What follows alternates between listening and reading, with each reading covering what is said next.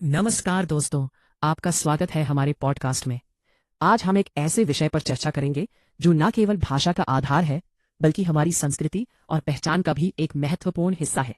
बिल्कुल सही कहा आपने। आज हम हिंदी व्याकरण और हिंदी भाषा की महत्वपूर्ण विशेषताओं को विस्तार से समझेंगे।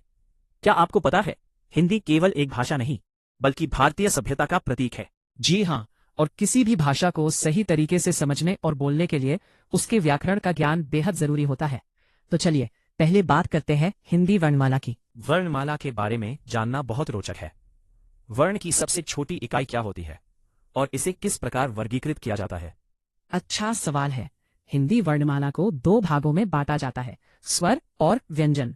स्वर वे वर्ण हैं जिनका उच्चारण बिना किसी सहायता के किया जाता है, और व्यंजन वे हैं जिनका उच्चारण स्वर की सहायता से होता है। ये वर्णमाला हिंदी भाषा की मधुरता और शुद्धता का आधार है।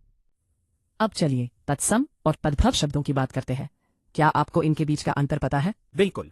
तत्सम शब्द वे होते हैं जो संस्कृत से बिना परिवर्तन के आए हैं, जैसे अग्नि और सूर्य। वहीं तद्भव शब्द वे हैं जो बदल कर आए हैं, जैसे आग और सूरज। ये दोनों प्रकार के शब्द हिंदी भाषा में महत्वपूर्ण स्थान रखते हैं। अब क्या आप जानते हैं पर्यायवाची शब्द क्या होते हैं? हाँ, पर्यायवाची शब्द वो होते हैं जिनका अर्थ समान होता है, जैसे जल का पर्यायवाची है पानी। ये शब्द भाषा की सुंदरता को बढ़ाते हैं। एक और महत्वपूर्ण विषय है विलोम शब्द। इनका क्या महत्व है? विलोम शब्द वे होते हैं जिनका अर्थ एक दूसरे के विपरीत होता है, जैसे दिन और रात। ये शब्द भाषा में स्पष्टता लाते हैं। आपने सही कहा। अब हम अनेकार्थी शब्दों की बात करते हैं। क्या आप इनमें कुछ उदाहरण दे सकते हैं? बिल्कुल। जैसे कल का अर्थ एक तो बीते हुए दिन से है और दूसरा आने वाले दिन से। बिल्कुल सही। अब चलिए वाक्यांशों के लिए एक शब्द की ओर बढ़ते हैं। ये शब्द कई शब्दों के स्थान पर प्रयोग होते हैं, जैसे जो कभी न मरे को हम अमर कहते हैं। अब हम लिंग की बात करें। ये किस प्रकार के होते हैं? लिंग दो प्रकार के होते हैं, पुल्लिंग और स्त्रीलिंग। जैसे लड़का पुल्लिंग है और लड़की स्त्रीलिंग। और वचन की बात करें तो यह संख्या का बोध कराता है। एक वचन और बहुवचन में क्या अंतर है? एक वचन का मतलब एक वस्तु और बहुवचन का मतलब कई वस्तुएं। जैसे पुस्तक एक वचन है और पुस्तकें बहुवचन। अब हम कारक के बारे में जानें। ये किस प्रकार के होते हैं? कारक संज्ञा या सर्वनाम का क्रिया से संबंध बताता है। हिंदी व्याकरण में कर्ता, कर्म, करण और अन्य प्रमुख कारक होते हैं। सर्वनाम की बात करें तो ये संज्ञा के स्थान पर प्रयोग होता है, जैसे मैं, तुम, वह। ये भाषा को सरल बनाते हैं। विशेषण वे शब्द हैं जो संज्ञा या सर्वनाम की विशेषता बताते हैं। आखिर में क्रिया का क्या महत्व है? क्रिया वह शब्द है जो किसी कार्य के होने का बोध कराता है, जैसे पढ़ना, लिखना। अब हम काल की बात करते हैं। ये किस प्रकार से काम करता है? काल क्रिया के रूप से समय का बोध कराता है। वर्तमान, भूत और भविष्य काल इसके प्रमुख प्रकार है।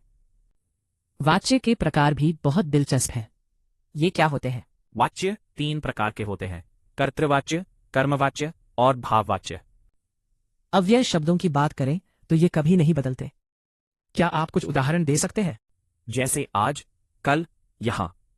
ये शब्द भाषा को सरल बनाते हैं। उपसर्ग और प्रत्यय की भूमिका भी महत्वपूर्ण है। उपसर्ग शब्द के पहले जुड़कर उसका अर्थ बदलते हैं और प्रत्यय अंत में जुड़कर। संधि और समास के बारे में भी जानना जरूरी है। संधि दो वर्णों के मेल से होने वाले परिवर्तन को कहते हैं, और समास दो या दो से अधिक शब्दों को मिलाकर छोटा रूप बनाता है। मुहावरे और लोकोक्तियां भी भाषा को रोचक बनाते हैं। क्या आप कुछ उदाहरण दे सकते हैं? जैसे नाक कटना यानी अपमान होना। ये भाषा को और भी प्रभावशाली बनाते हैं। अब साहित्य के महत्वपूर्ण तत्वों रस, छंद और अलंकार की बात करते हैं। रस वह आनंद है जो काव्य पढ़ने से मिलता है। छंद कविता लिखने की नियमबद्ध पद्धति है। हिंदी और अन्य भारतीय भाषाओं की बात करें तो ये हमारे सांस्कृतिक विविधता का प्रतीक है। सही कहा आपने। हिंदी व्याकरण भाषा को शुद्ध, सरल और प्रभावशाली बनाने का आधार है। तो दोस्तों, हम यह कह सकते हैं कि हिंदी केवल संवाद का माध्यम नहीं, बल्कि भारतीय संस्कृति और भावनाओं की आत्मा है।